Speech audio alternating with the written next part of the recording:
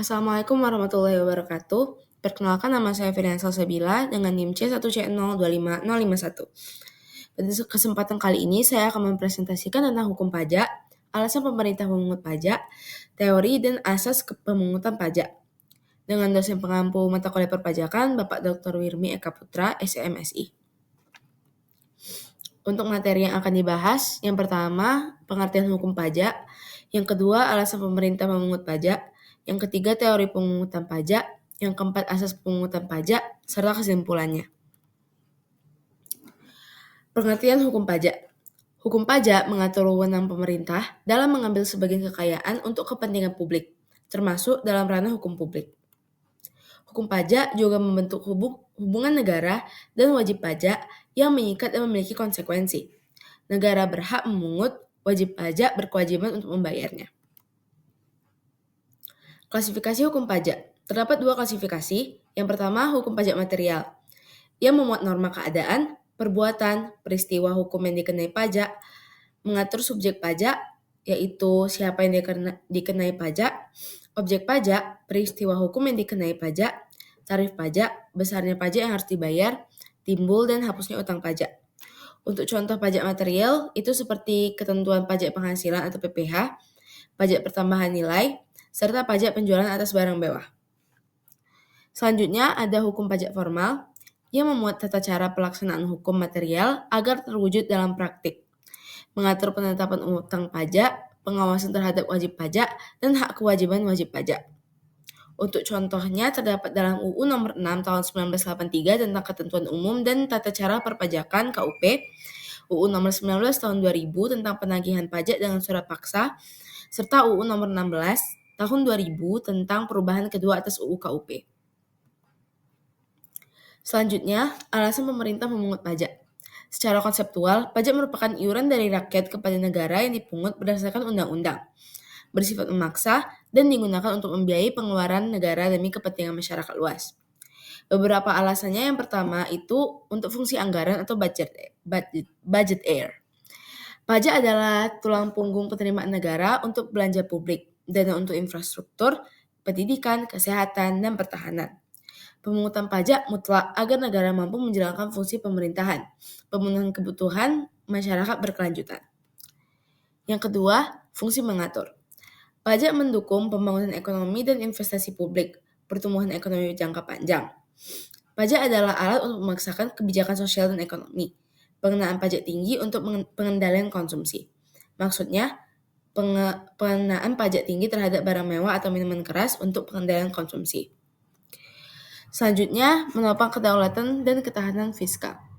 Negara yang memiliki ketahanan fiskal kuat tidak mudah bergantung pada utang luar negeri atau bantuan asing. Pajak berperan untuk memperkecil ketergantungan terhadap pembiayaan melalui utang. Selanjutnya, bentuk bela negara dan gotong royong. Warga negara yang mampu secara ekonomi berkontribusi melalui pajak untuk membantu pembiayaan kepentingan umum. Selanjutnya, fungsi perlindungan dan stabilitas negara. Dana pajak digunakan untuk membiayai aparat keamanan, pertahanan, layanan kesehatan, kebijakan pengendalian harga, serta berbagai program stabilisasi ekonomi. Pajak membantu pemerintah mengendalikan inflasi. Lanjut ke teori pemungutan pajak. Ada beberapa teori. Yang pertama itu teori asuransi. Teori asuransi memandang pembayaran pajak sebagai suatu bentuk premi yang dibayarkan rakyat kepada negara. Negara memberikan perlindungan terhadap keselamatan jiwa, harta benda, dan hak-hak warga negara. Pajak dibayarkan dengan harapan negara mampu memberikan perlindungan, keamanan, serta stabilitas.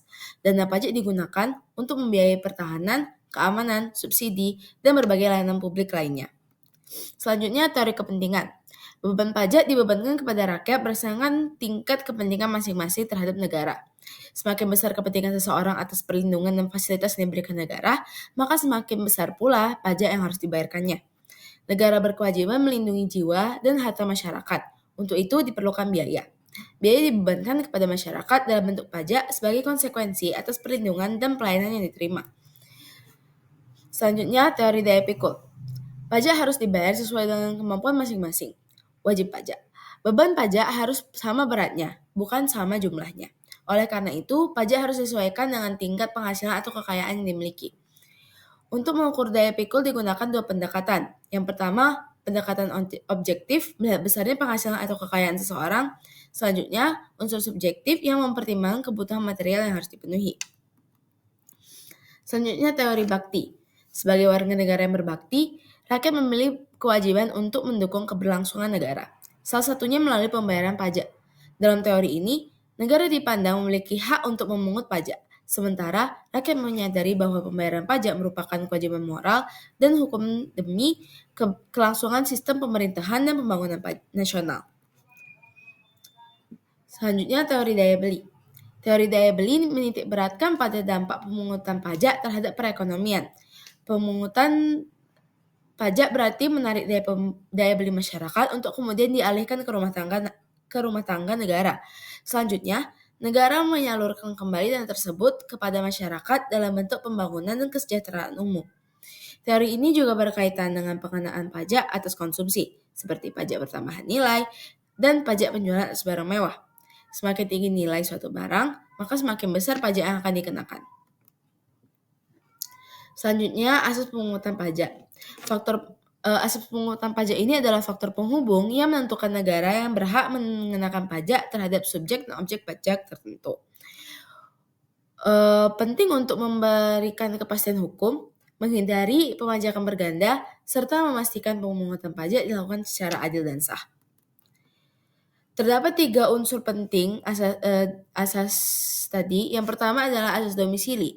Negara berhak mengenakan pajak atas seluruh penghasilan pribadi atau badan yang berdomisili di wilayahnya. Sumber penghasilan tidak dipersoalkan. Sumber penghasilan dikenal dengan konsep worldwide income atau penghasilan yang bersumber dari dalam negeri maupun luar negeri tetap dikenakan pajak. Untuk orang pribadi, domisili ditentukan berdasarkan tempat tinggal atau lama tinggal dalam 1 tahun pajak. Untuk badan, ditentukan berdasarkan kedudukan atau lokasi badan. Contohnya, orang yang tinggal di Indonesia lebih dari 183 hari dalam jangka waktu 12 bulan akan dikenakan pajak atas seluruh penghasilannya, termasuk yang diperoleh di luar negeri.